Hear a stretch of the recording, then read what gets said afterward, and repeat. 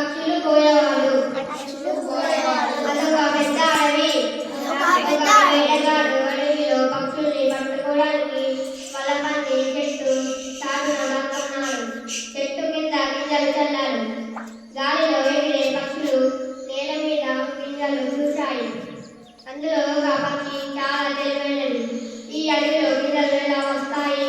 అందులో ఏదో మోసం ఉంది, మనం తినొద్దు అంది. కానీ మిగతా పక్షులు దాని మాట వినలేదు.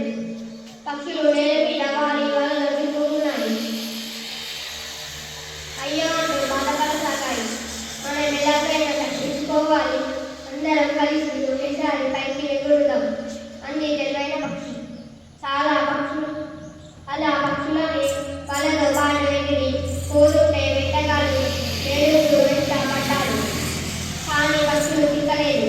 పక్షులు అలా ఎదుర్కొంటూ వెళ్ళి వాటి దేనినైనా ఎలుక ముందు వాలాయి.